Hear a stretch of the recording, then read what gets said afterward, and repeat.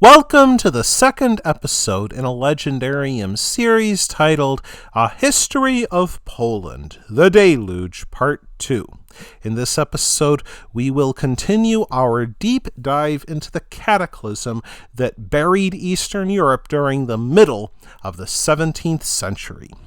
During summer 1654, Alexei I of Russia sent 100,000 men into Poland. Earlier in his reign, Alexei introduced military reforms aimed at modernizing his army. Traditionally, boyar horsemen served as the core of the army. However, they took a long time to mobilize and sometimes refused to fight if they quarreled with the court or each other. So Alexei I turned to Western specialists like Alexander Leslie of Scotland to drill his infantry in line formation. Without the help of the Cossacks, Poland found herself without sons to defend her, and three great Russian armies plowed through northeastern Poland.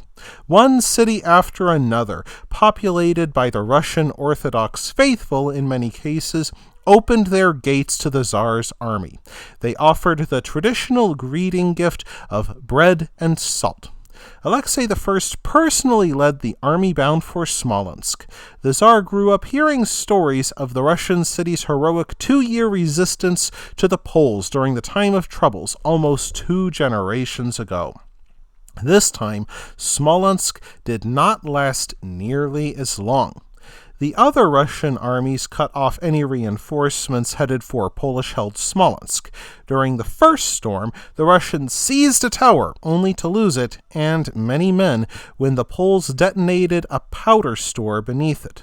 Nonetheless, the Russians captured Smolensk on October 3, 1654. Further south, a Russian army occupied Kiev, restoring the ancient Kievan state after 4 centuries. Yet the year 1654 brought more than just victories to Russia. Plague erupted in Poland, and Russian troops and supply wagons brought it home. To control the plague, Alexei I ordered all coins minted in Moscow to be rinsed with lime water so they wouldn't spread the plague as he circulated them throughout the Tsardom. Yet that did not rein in the plague, which held a silent and deadly court across Eastern Europe. However, the year 1655 proved to be a waking nightmare for Poland. The Grand Duke of Lithuania, Janusz Radziwiłł, approached the walls of Russian-held Mogilev with a huge army. Though he besieged the city for 3 months and stormed it several times, the garrison sent him off. Radziwiłł left mountains of Polish dead at the walls of Mogilev with nothing to show for it. In the south, Khmelnitsky fought alongside the Russian commander Vasily Sheremetyev, and the entire eastern half of Poland came under either Russian or Cossack rule. Next, the Russians stormed into Vilnius in August 1655. Russian Orthodox troops, fired with hatred for the Catholic Church, freely looted the city for several days, while the Cossacks set a fire in the Jewish quarter that lasted for 17 days. Invaders stormed into Catholic churches and took furniture and silverware, smashed altars and desecrated graves.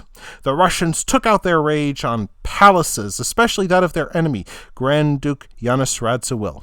When Alexei I of Russia arrived on August 14th, he could not find any suitable housing in the burned city, so he lived in a large tent outside the city walls. He insisted that the dead who littered the streets of Vilnius be buried so that he could properly enjoy his victory feast in the city. After the fall of Vilnius, King Charles X of Sweden invaded from the north, fearing that Russia would simply swallow up the whole of Poland and become too powerful to ever defeat in a future war.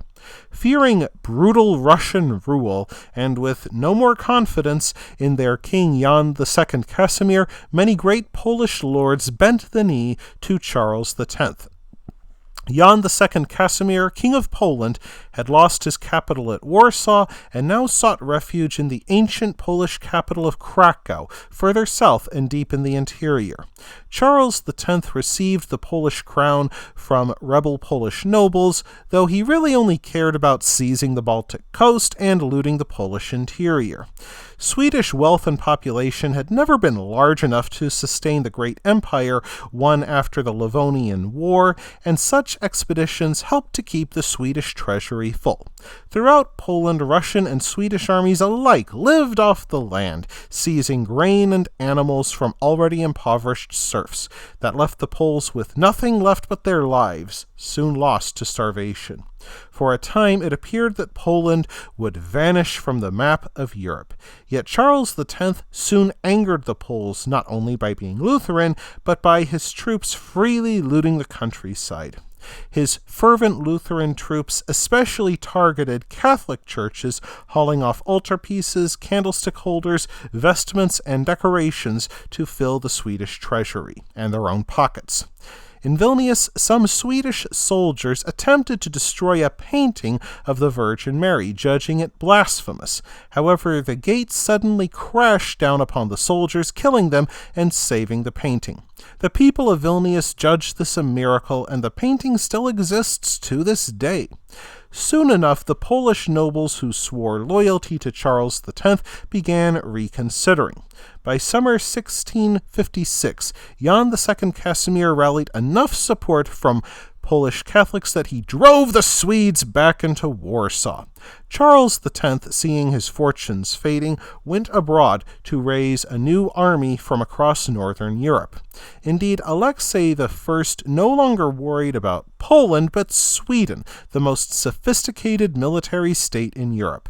In autumn 1656, he made peace with Jan II Casimir and his Polish rump state so he could turn his attention to Sweden. However, Bogdan Khmelnitsky, who started the war in the first place with his Cossack rebellion, supposedly sent the Tsar a warning that peace with the Poles would not last for long. Will Khmelnitsky be proven right? We'll find out in the next episode. That wraps things up for this episode of The Legendarium. I hope you enjoyed it. If you did, press like. If you want to see more, press subscribe. And if you've got anything to say, let me know in the comments section. Thanks again for joining me, and I hope that you have a great rest of the day.